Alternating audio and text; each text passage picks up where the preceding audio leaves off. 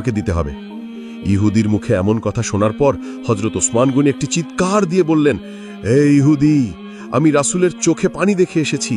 আজকে রাসূলের চোখের পানি মোছার জন্য তুই যদি আমার 100 গাছের বাগান না চেয়ে আমার কলিজাটা চাইতি রে ইহুদি, আল্লাহর কসম করে বলছি আমি ওসমান তোকে টেনে ছিঁড়ে আমার কলিজাটা বের করে দিতাম। সুবহানাল্লাহ, সুবহানাল্লাহ। অতঃপর হযরত ওসমান গনি রাদিয়াল্লাহু তাআলা আনহু ইহুদিকে তার 100 গাছ বিশিষ্ট বাগানের দলিল বুঝিয়ে দিলেন এবং ইহুদি তাকে একটি খেজুর গাছের দলিল বুঝিয়ে দিল। এরপর হযরত ওসমান সেই খেজুর গাছের দলিল হাতে নিয়ে মসজিদে নববীর দিকে ছুটে চললেন। তিনি এসে নবীজিকে লক্ষ্য করে বলতে লাগলেন, ইয়া রাসূলুল্লাহ, ইয়া হাবিবাল্লাহ, আমি ইহুদির কাছ থেকে সেই খেজুর গাছটি ক্রয় করে এনেছি, এই নিন তার দলিল। বিশ্বনবী খেজুর গাছের দলিলটি হাতে নিয়ে ওসমানের দিকে তাকিয়ে একটি চিৎকার দিয়ে বলতে লাগলেন, ওসমান গনি রে, আমি রাসূল ঘোষণা দিয়ে গেলাম, তোকে সাথে না নিয়ে আমি জান্নাতে প্রবেশ করব না।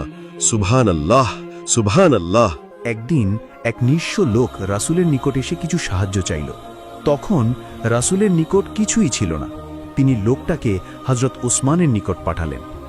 দরিদ্র ব্যক্তিটি হযরত ওসমানের গৃহে উপস্থিত হয়ে দেখে যে একদল পিঁপড়ে বেশ কিছু শস্য একটি স্তূপ থেকে গর্তে নিয়ে যাচ্ছে।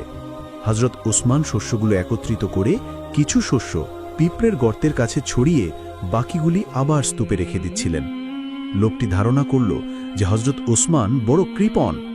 সে মনে মনে ভাবল যে দরিদ্র হওয়া সত্ত্বেও সে নিজে পিঁপড়ের মুখ হতে শস্য কেড়ে নিত না, তাই কিছুই না চেয়ে লোকটি চলে গেল।